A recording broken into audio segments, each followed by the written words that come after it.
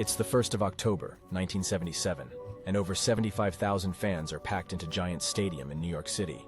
It's one of the largest crowds ever to come to the United States for a game of European football, which is called soccer here. The reason is clear. Right now and right here, Brazilian superstar Pelé is about to play his last game. The man who is considered by many the greatest player of all time. Pelé will give a speech declaring that love is the most important thing life can give us, and then play his last 90 minutes on the football pitch. He plays the first half for the New York Cosmos, where he finished his career, and the second for FC Santos of Brazil, where he played before. New York Cosmos will win the game 2-1 thanks to Pelé's goal from a 30-yard free kick. But the result is not the point. The point is that the king says goodbye. A player who was loved by Brazil, admired by the world, and became the first global sports star with dark skin. And when heavy rain descends on the stadium in the second half, it inspires a telling headline from Brazilian journalists. Even the sky wept.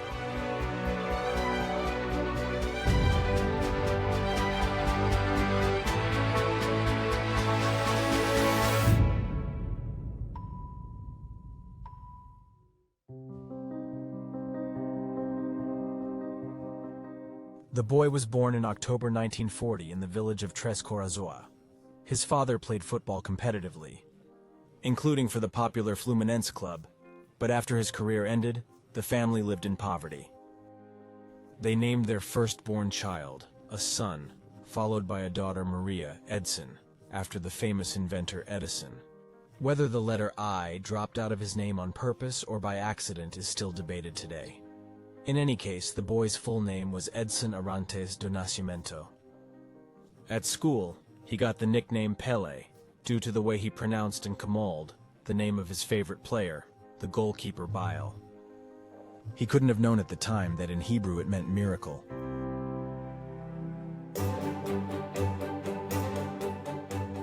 For the poor boy, as for millions of other children in Brazil, football was everything.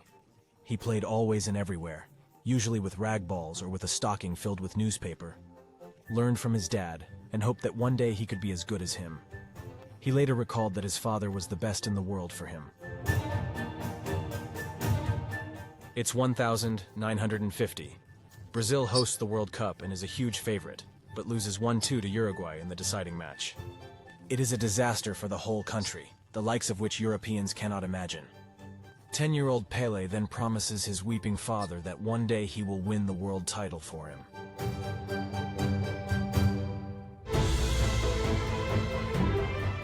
We move to the time when Pelé is 15. By then his talent is unmistakable. So the coach of the local team, the former national team player Valdemar de Brito, brings him to a club in the port city of Santos, saying that this boy could one day be the best in the world. Santos immediately give him a professional contract. He becomes the top scorer in the São Paulo State League at the age of 16 and is invited to join the Brazilian national team. It's 1958. The World Cup is held in Sweden, and the still only 17-year-old Pelé is not missing from the squad. He sits out the first 2 games due to injury on the bench, but when it comes to the decisive matches, it is this little guy who will take Brazil to their dream destination. In the quarterfinals against Wales, he scores the single goal in a 1-0 win. In the semifinals against France, he scores 3 in a 5-2 win. And in the final against Sweden, he'll add 2 more goals in another 5-2 win.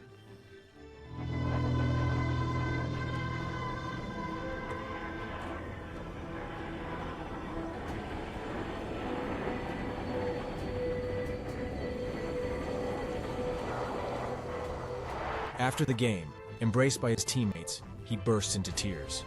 He is still a child and has achieved more than he could ever imagine. Suddenly he is a star, not only at home but all over the world. It had to do with the rise of television, but also with Pelé's character. It was impossible not to like the modest, ever-smiling boy.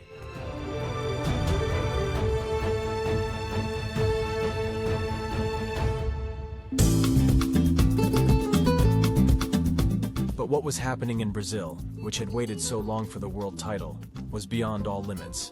Endless celebrations and huge societal consequences.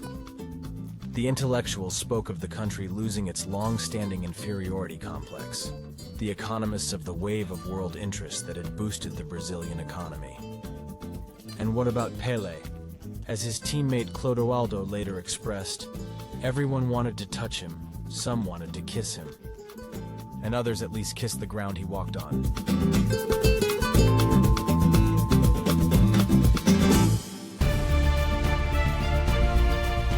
In the years that followed, Pelé dominated world football.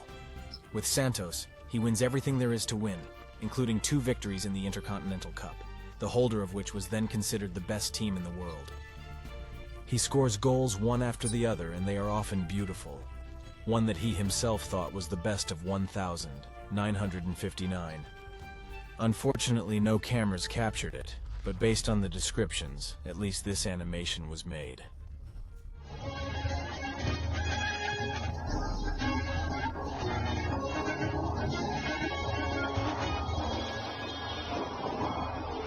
It goes without saying that Pelé was coveted by wealthy European clubs. After the World Cup, he had already signed a contract with Inter Milan, but the Italian management had to cancel it at the request of Santos, because Brazilian fans rioted and threatened a huge mess. Then in 1961, the government of President Quadros settled the problem once and for all. By legal decree, it designated Pelé a national treasure who must not operate anywhere but in Brazil. It remains to this day one of the most curious pieces of legislation ever enacted in relation to a specific person.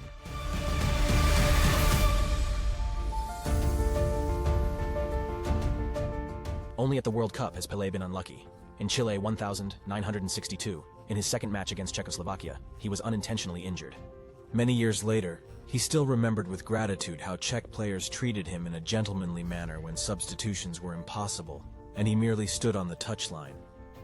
When the ball came to him by chance, they did not attack him and let his teammate pass it to him.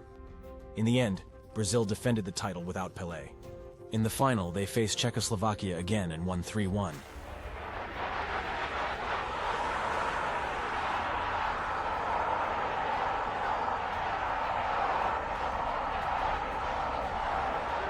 Four years later in England, the opponents again prepared for Pelé. They played him so hard, often brutally, that he had to miss one match. And in the others, he didn't get to his play. Brazil sensationally crashed out in the group stage, and a disgusted Pelé declared that he would never play in the World Cup again.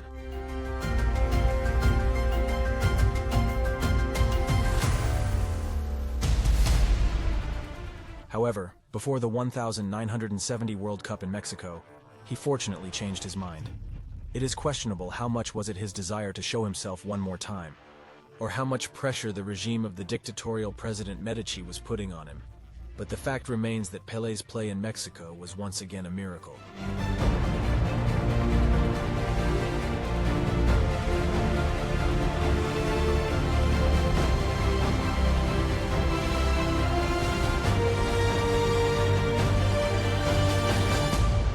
Brazil presented a great team here, in the opinion of many, even the best team ever. Pelé was no longer playing as a striker, but as a midfielder, he was dishing out fabulous passes to his teammates. The Brazilians won the group, beating Peru in the quarterfinals, and in the semifinals, they faced their fatal opponent Uruguay. Revenge for the loss in the final 20 years ago, however, was perfect. Brazil won 3-1, and Pelé produced one of the best football ploys of his career. It may not have ended in a goal, but it may well serve as a testament to his brilliant game intuition.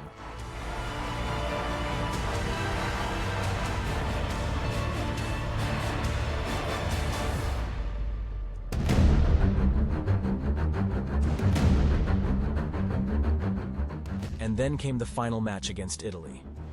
Pelé opened the score in the 19th minute when, at his only 173 centimeters, he headed home a seemingly unreachable ball.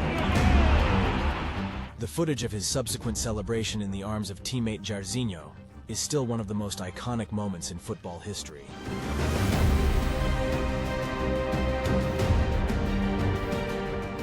Although Italy equalized before halftime, the Brazilians added 3 more goals to win the world title for a third time.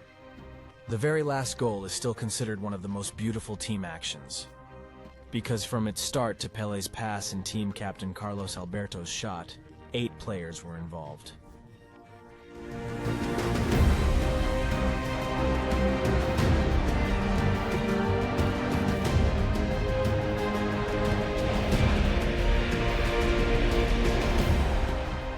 World Cup in Mexico confirmed Pelé's unique position. No other player before or after him has been world champion 3 times. Pelé then played for 7 more years and became a pioneer of European football in the United States, where, among other things, he teamed up with another world superstar, Franz Beckenbauer. At the time, he was the highest-paid athlete in the world.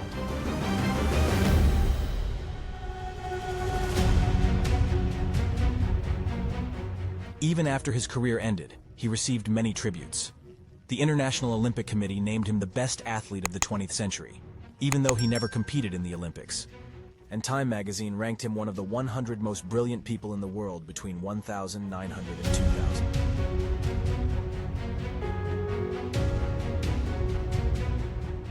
But what makes Pelé memorable in the end is always first and foremost the performances he delivered on the football pitch. It was he who began to call football the beautiful game. And he contributed more than anyone else to making that phrase come true.